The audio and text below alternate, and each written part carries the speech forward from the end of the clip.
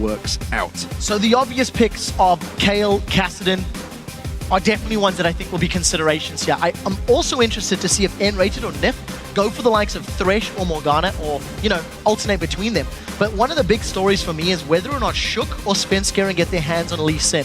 Shook has played Lee Sin 9 times this split. Svenskeren has played it 8 times this split. It is definitely a de facto go-to jungler for both of these teams, and I feel Shook and Sven are currently the strongest Lee Sin's players in the jungle in the European LCS. Well, the fact that SK have banned out Elise tells you they may be focusing towards it. Freddy's Aatrox banned out there. He's been playing that the last few games. Of course, Zeke's taken away, kind of a standard, that one. Jesus has been picking that one up. It does mean that Kayle's still out there, Kassadin's still out there, Yasuo's still out there. A lot of big top laners, mid laners for Froggen and Jesus. We'll see what will the next ban be. SK considering this one, there's a lot of thought going into these pick and bans. These are not coming thick and fast. It is Aurelia, so that's another top laner. That may open up Renekton for Freddy. Yeah. Kayle going from Alliance. Another top laner. Wicked has played that Kayle in the past. We've seen her mid, we've seen her top multiple times. I want to just contrast quickly the faces of Alliance today in comparison to Super Hawker yesterday. This is stern and focused. Twisted Fate. Kassadin was banned out. It leaves Yasuo open. Jax is open. Of course, you've also got Renekton open, and there is the Lee Sin you were talking about. Svenskeren is going to be the one to lock that in, and Morgana, who has been banned out quite regularly, will be picked up by N-Rated. So the question for me, do Alliance go for their bottom lane, potentially locking in Thresh Lucian, Braum Lucian, Nami Lucian? It is a possibility for Tabs. Tabs could also go Caitlyn if he wants to, and he's been doing a very good job with Caitlyn in recent weeks, especially on 4.10. The Lee Sin lock is not too surprising for me, but my wonder is, does Shook go Evelynn and just play that sort of split push gank with Twisted Fate combination? Or does he want to play a different jungler and surprise everybody? Definitely taking their time on the side of Alliance. Well, top lane Lulu is what we saw from Wicked yesterday. It is a possibility in there. Evelynn, you would feel, would be the fallback champion for Shook. Of course, with Elise being banned out. Jarvan has been picked up by a number of people, but Shook has yet to show that one as far as I remember. Yeah, Shook has really been sticking to the sort of trifecta of champions. 9 games on Lee Sin, 5 games on Elise. This will only be his 2nd game on Evelynn if it gets locked in. And in terms of the duo, in yesterday's composition, Alliance ran Caitlyn and Zyra as their duo lane. And the Zyra was primarily to deal with a very aggressive, in-your-face dive set of champions, and that is a very quick lock-in from the SK side. That is a Caitlyn choice over a Lucian choice. Orianna also being locked in. Maybe Jesus thinks he can go for that record, but Kog'Maw gets picked and locked by Tabs alongside Nami. So a lot of late-game damage. There's a decent front line with Evelynn and the Lulu combination, in addition to the disengage power that Nami offers. This is something we touched on in the pregame, is how important the ability to disengage can be. What I like about Alliance's comp is they can impact side lanes very effectively with the Evelynn and the Twisted Fate combo. For SK, with Renekton, with Lee Sin, they're going to be looking to get in your face and get ahead as early as possible. Well, Freddy pulling his 100% win rate on that Renekton on the line here, up against Alliance. Does give him a champion he knows full well. The question is, will they be buddy system in their jungle? It looks to me like I think that's what they're going to go with. Yeah, I mean, it definitely is something that Alliance may be slightly more inclined to go towards, and the reason I say that, if they go for the buddy system, SK has got the opportunity to try and push lanes quite quickly. With the Caitlyn and her long range very early on, she can punish towers in those lane swap scenarios. In addition to having that Renekton and Lee Sin, who are great at the early stages of the game, I feel SK are the ones with the priority to make early moves, because they're going to have a power spike at an earlier stage than Alliance will. Well, we'll see how this one works out, ladies and gentlemen. Now that you've seen the picks and bans, do you still think Alliance will win it? 84% of you did before. Tweet hashtag AllWin or hashtag SKWin to @LOL Esports. We'll check out the results shortly. Twisted Fate, of course, picked up by Froggen once again. Yep. A very successful champion for him over the last few weeks. And he pulls gold cards every time he ganks. Yesterday without was scary. Fail. Without fail. We had a fantastic tweet saying he couldn't use the football skin because he never pulls red cards unless he intends to. Doesn't send anyone off. No, definitely not. Good guy Froggen, after all. The one thing that I do like about SK's comp is it has the ability to punish Alliance's composition in the early stages of the game. Lulu needs needs time to ramp up. Twisted Fate needs time to ramp up. Cogmore needs time to ramp up. So while they're on that ramping, it's up to SK to make the plays. Let's see how they do climb that ramp. Here we go, ladies and gentlemen. Blue team starting out as Alliance, the current #1 team, and they have a 2-0 record over SK Gaming, who are going to be starting out as the red team. We'll see whether we have any level 1 plays. Obviously a difference between the two top laners, Doran's Ring, of course, versus the Doran's Shield, expected. But I want to see how they're going to start this level 1 fights. Yeah, and very importantly is how Alliance handle the protection of tabs. If you look, you're going to have Glitter Launch, you're going to have Wild Growth, of course, and the disengage from Nami. But if Renekton or Lee Sin manage to deliver that command attack and dissonant shockwave combo onto tabs, there is a very real possibility of him getting blown up super early on in those fights. And that's what SK will be looking to do. For the time being, neither team has gone for any sort of aggressive or even defensive wards. All trinkets, with the exception of wickets, are available, and we need to watch for the next 30 or 40 seconds. It looks like it's going to be a standard defensive start to the game. Yeah, nobody going too aggressive early on, 1 minute 10, so a long time before the buffs even spawn. You can see Froggen still hanging around in that death bush just off the side. Shook is keeping Jezza's occupied, just out of vision, of course. He's stealthed up as Evelyn to see whether it's looking like they want to go for that red invade alliance, but I don't think it's going to work out for them because there is a ward in place. It will spot them coming early, and you can see Svenskoren and Freddy are already in place waiting. Yeah, so nothing exciting going to happen in the early stages of the game, but I do, I'm casting my mind back to, I think, an SK versus Super Hot Crew game where they also ran a Renekton and a Lee Sin combination, also on the red side of the map. And in that matchup, I was worried about SK's mid to late game scaling opportunities or abilities. And no, it was Gambit actually. And they just played so aggressive after the 15 or so minutes. They got like 1 or 2 key items and then just started challenging over and over and over and picking as many fights as possible in their opponent's jungles. I want to see if they're going to do the same thing with their comp. You can see a couple of SK fans have woken up, but it's still 69% to Alliance in the vote. So you guys feel that, of course, Froggen on that Twisted Fate have got the edge. We'll see how it works out. Nif taking a good pilt over Peacemaker from Candy Panda there.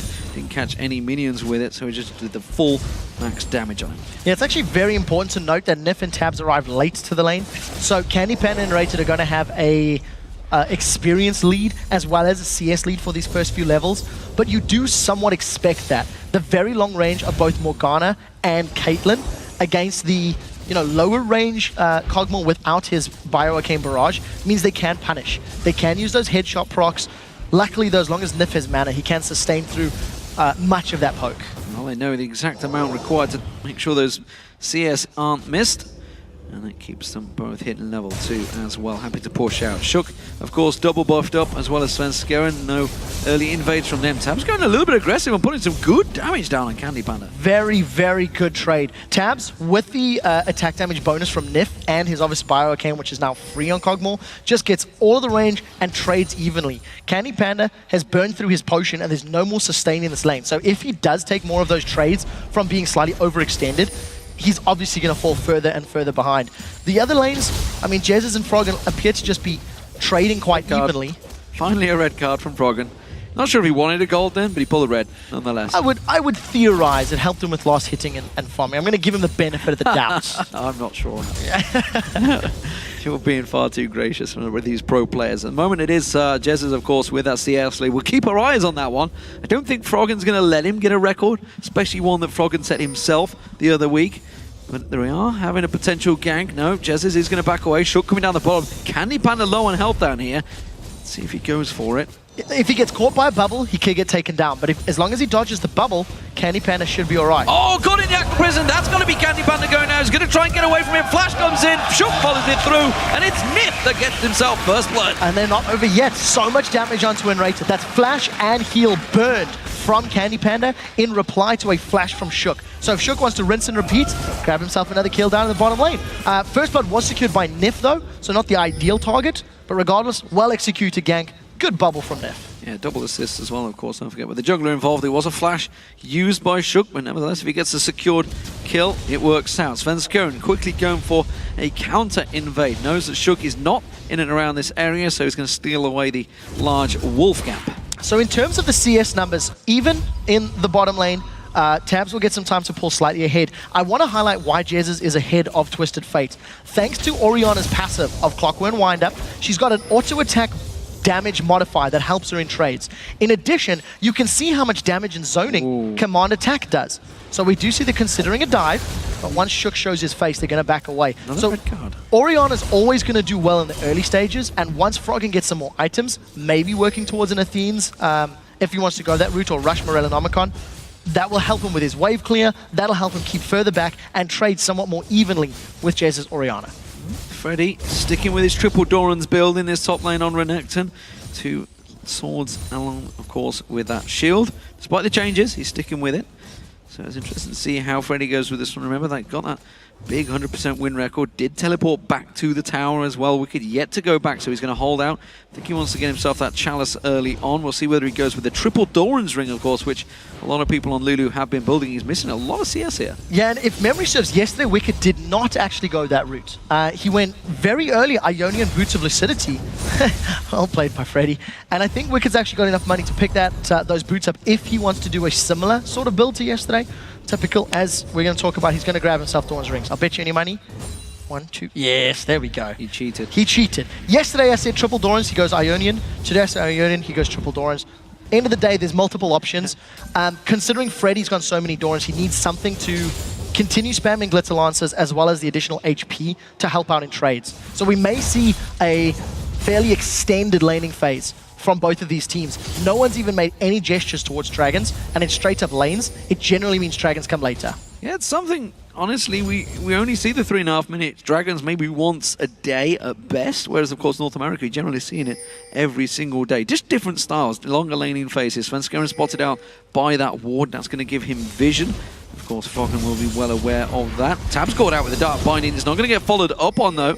Candy Panda was worried about the threat of the bubble from Nif. Very smart play from Tabs. Even though he was caught by the Dark Binding, the Void Ooze just made any sort of engagement difficult. Sven's caught out. Or not. He's not going to get away unless Froggen flashes. He gets into the gold card. The good wild card follows through. There's good shockwave from Jesus, defensively used along with that defensive ball, and it saves him for now. Flash used by Froggen as well as the Ghost. Yeah, so as summoner spells burned across the board, Svenskeren ends up trading flash for flash as far as Froggen is concerned. The reason that's important is if Svenskeren can heal and come back to the middle lane next time Shockwave is up, they can punish Froggen. And they also know Destiny's down. So this should allow SK to either make a play in another lane, or possibly even consider making some moves for Dragon if they get an advantage in this bottom lane. Aggression from Nif immediately gets a 90 caliber net out of Candy Panda, keeping him out of range, of course.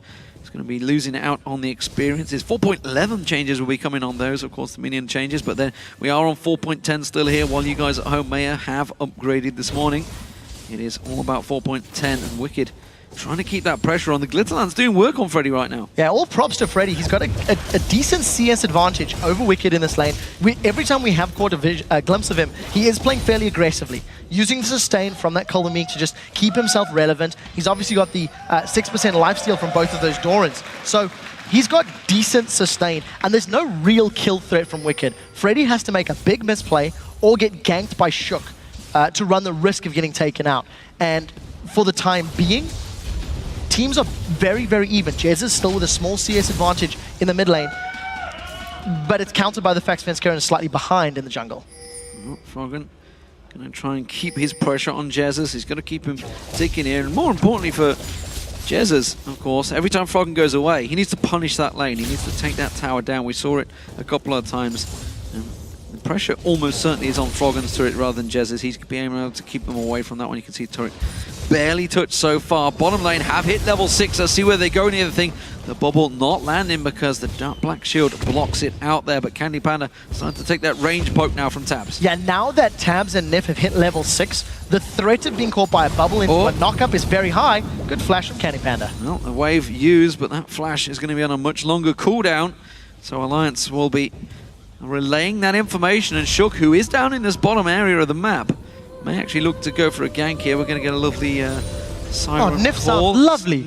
We'll have to get Nif to sing that on stage after the game, I think. But a good attempt. I mean, trading Tidal Wave, which is 110-second cooldown, for a flash, which is around 300 seconds, that's a trade you'll take any day of the week. We've already seen Shook ganking bottom lane. well, Candy Panda had his flash, and he hasn't returned since. Destiny's almost available. Shook should be able to gank. So if SK push at all in that lane, there's going to be the threat of Froggen jumping in there to join a party. So CS being gifted across there, the Wolves to Froggen. Maybe he feels there's a bit of a challenge laid down by Peke yesterday. I'm not too sure if he's going to be quite catching it. And at the moment, Jez is looking strong for it. We'll see how it works out between those two mid laners. Froggen, I think he's got his mindset on ganks more than CS, and he's going to be looking around to try and go aggressive. Let's have a look at Candy Panda and see what he's building here. Of course, we've seen a number of items. We're expecting the Infinity Edge to be started out by him, but he's got the makings of a Blade of the Rune King. This is a little bit risky. We'll get to the items in a moment because of the fact Destiny is available. So SK Gaming have got 3 members, but they run the risk of being flanked. There's the Destiny we talked about. There's no tidal wave. So Alliance feeling a little safe, and we need to see who is going to initiate the fight. SK pulled away, so Dragon's slowly resetting. And if Alliance commit to this, they're coming in from 2 flanks. They decide against it because they didn't have tabs. They're trying to delay, yeah, they're trying to delay. They didn't have tabs there, but it forces SK away nonetheless, so they didn't get that Dragon down. Alliance happy to just hold on in the lanes for a little bit longer. They're going to keep this wave pushing, and now Nif looking to get onto Candy Panda. That Black Shield's going to have to be so on point from N-Rated if he is to prevent that. Yeah, and at this point in time, Candy Panda has now slowly started to fall behind in terms of range. As Tabs is getting closer to maxing that Bioarcane Barrage, he'll have a few seconds where he can out-trade with Candy Panda from a safer distance. And if Candy tries to get in range, Tabs can use that Void Ooze to basically zone out, prevent anybody, jumping onto him or closing the distance. So it's an interesting lane, and Candy's now slowly falling further behind CS, considering he was ahead for the first 3 or 4 levels. Well, Fiendish Codex picked up by Wicked, so he's going to get himself a little bit more shield. Hasn't gone for the Athenes yet, doesn't feel the need to just burn through that mana. Happy to just continue. But Freddy, look at this. Different stuff for him as well. Spectral Cowl building into the lane. Well, with the amount of magic damage from everyone in Alliance, I mean, even Cogmore's got magic damage. That's quite a smart pickup. We've also seen top laners rushing Banshee's Veils, not too uncommonly. So bottom lane, Tidal Wave is up. Shook is available. There's no Destiny. So we need to see if Nif can actually send anybody on a surf ride, because one person can get knocked up, while the other will obviously be shielded by that Black Shield. Well, Flash Soul Shackles is available for N-Rated. If he catches it, that's going to be the prison. The bubble catches on Candy Panda, quickly takes that ride. The Ignite was used, but he's forced back. Yeah, Summoner Heal burned again. So another Tidal Wave plus Ignite in exchange for that Summoner spell. Svenskaren's moving in, but they stood right on top of a ward. Destiny still not up for Froggen. So Alliance focusing Candy Panda and N-Rated, trying to get Tabs ahead as quickly as possible, and it is working out. The pressure and the presence from their aggressive play means Candy Panda's falling behind. Oh, I think Jezus would like nothing more than to steal those Wraiths away, but instead he was forced to back off. Froggen shows himself. This bottom lane still is the focus. Remember, Destiny not up just yet, but it will be shortly. Jezus' job is going to be to keep him grounded, make sure he can't get away. He's going to have the only way to do that is to catch him with a shockwave as he tries to Destiny away. I do want to highlight the pre-game video where Jez is like, look, it's Alliance. I'm not bothered. I play against people of Froggen's caliber all the time in Challenger and in solo queue. And he's got a CS advantage over Froggen. Froggen has tried to roam with TF, not been successful yet. And when we, Candy Panda with another bubble. He must be very thirsty today. When we go back to last year, let's see if Froggen can get Jezus. Oh, he's going to get the Destiny. That's going to give him full vision as he goes through the bush. Shook comes around again. Shockwave pulls Froggen back, but Jezus is not getting out of this one. Froggen gets the kill, has to flash away. The danger of Svenskeren nearby forces that. Oh, they're going to go on N-Rated now next. Now you can see N-Rated taking all the damage. Tab's got 1 or 2 more hits. Flashes out and gets away with so little health. So getting another kill on the board. This time it is Shook plus Froggen that run down Jezus. Gonna steal the buff away, and he has a 2-on-2. Svenskeren's in all sorts of trouble. He did get the blue, but I'm not sure he's going to get away with this one. Wicked comes around. The basic attack should be enough. Now they turn their attention to Freddy. Froggen joins the party. Gold card pulled. Stun goes down. Wild card through. Froggen gets himself the kill. It's a double for Alliance. 4-0. I'm not quite sure why SK were going for that invade. They had just lost their mid laner. Svenskeren pulls Freddy down from that top lane, and they just get surrounded by Shook and Froggen. End up giving up 2 additional kills. What was looking like a very even, very close laning phase, with actually probably a CS advantage in favor of SK, has now gone completely the opposite direction, thanks to Alliance ensuring they punish the invades and they're creating opportunities. Shook's ganks have been significantly more impactful than Svenskeren's ganks. And Sven needs to get in the game if he wants to make up this gold deficit. Well, SK Gaming are going to go straight in for the Dragon here. Of course, Destiny was down. Everything cooled down for Alliance. So this may be SK being able to steal this one. Shook's going to try and get in and smite it away. He has got it available if he was to sneak in, but he's spotted out. That's going to be... SK is going to get the catch on towards it. Shook has to back away. Teleport used by Wicked. A little bit late on the party this time around. The Voidoo's on the wave. Catches beautifully from Nif there. The bomber on towards. Jesus gets him down. One more shot. Candy Panda goes down. And Rating caught out. He gets stunned down. It's a double for Tabs. And Alliance again get themselves 3 more kills. 3 for 0. They steal the blue buff, potentially, and they managed to get, all of those kills into Froggen and into Tabs. They lost the Dragon, yes, but in the big picture, they're going to come out very, very happy. The gold on their carries is absolutely massive. SK Gaming was somewhat split. They wanted to focus down Shook, but the problem they had, they didn't realize that Tabs and Nif were coming up from the river. So because of that fact, it just meant that Nif was able to knock people up and set up a bunch more kills. Yeah, of course, 2 ultimates used on Shook as well before that fight, trying to desperately to catch on towards him. Bottom tower goes down, Tabs took down. Of course, you saw Freddy taking the top turret down as well. Tabs actually very vocal in the 4.10 patch notes, talking about how, if your enemy is going for an Infinity Edge, you have to force them out of the lane. He's been doing that the whole game. Candy Panda still only got that pickaxe, along with the Berserker Greaves, yet to build anything else, while Tabs, of course, going for the Trinity Falls first. Yeah, he should be able to finish that, and he just did a moment ago. Very impressive play from Tabs and Nif. They played passive until they were level 4 or level 5. And as soon as they hit level 4, Nif just kept landing key bubbles onto Candy Panda, and he was always at low HP. Now keep in mind, there's no flash on Candy Panda. Shook doesn't have the support of the rest of his lanes, but here comes Froggen. Enrated in trouble, gold card pulled. He does stop the stun. I'm not sure if it's enough though. Froggen comes around, a good kick from Svensko and should save them. But no, Shook actually throwing down his ultimate. They want to catch on towards this one. Have they got the damage? Oh, what a beautiful gold card on Svensko, and wildcard thrown through. Svensko gives himself up as his life sacrificial lamb to save Candy Panda and Enrated. Again, Alliance just force a kill. They set their sights on a target and they run that target down. With the exception of the first Destiny from Froggen not getting a kill, every single one since then has worked out in his favor.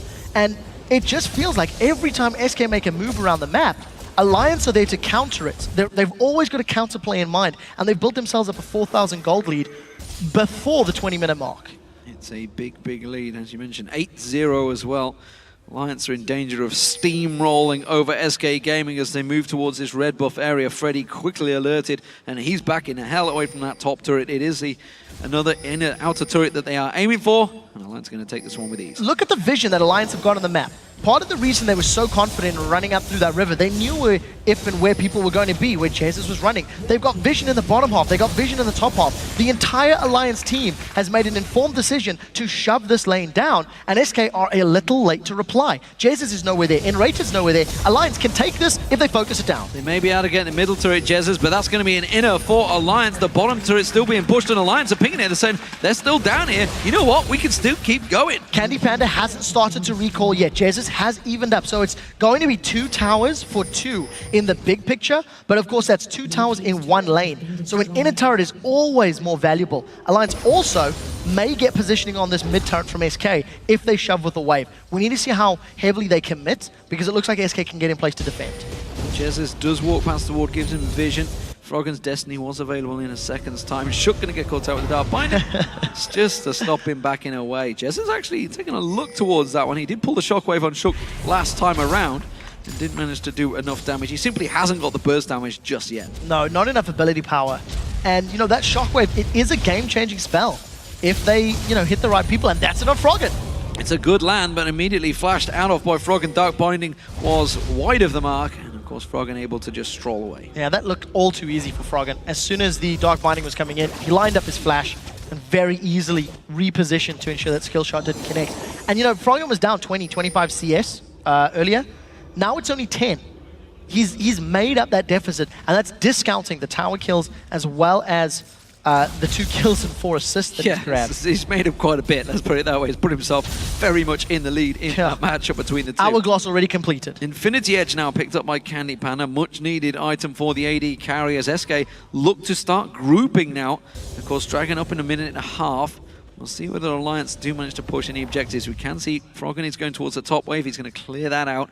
Shove some pressure on towards that top lane. Has got Destiny available if he needs to get down there. Wicked, meanwhile, his teleport's available shortly, but he's just sticking around with the rest of Alliance in the mid lane. Yeah, we need to see how it works. Look at the damage on the Candy Panda. Candy Panda taking some big hits there. That's going to be Alliance taking this middle turret. SK not able to react. They've got to be careful. They're going too deep on that one. Tab's taking the kick. Ace and a hole coming through. This is going to turn the damage back around. There's Froggen going straight in. Svenskeren goes down. Shook gets the kill on towards him. Shook goes deep on that one. They can't get on towards Candy Panda. Wildcard thrown out. Froggen tries to catch it. Not going to get on there in the end, but it is. But Candy Panda finally drop into the ultimate of Tabs from long range, and it's a 3 for 0. 40 seconds until Dragon. It's more the mid turret they've got to worry about. Svenskeren jumps into the middle of Alliance without really having the full support of the rest of his team. Jesus didn't even have Shockwave for the fight, catches Nif, but it's not enough. The rest of Alliance, they're on the tower. Tabs gets him down. That's another kill. Tabs starting to rack these up now. If you've got him in your fancy points, he is scoring like gold does for you. That's going to be another turret going down, Alliance. Now they can take this bottom turret as well. There's a big wave there for Froggen. They're just taking everything from SK. 12 to 0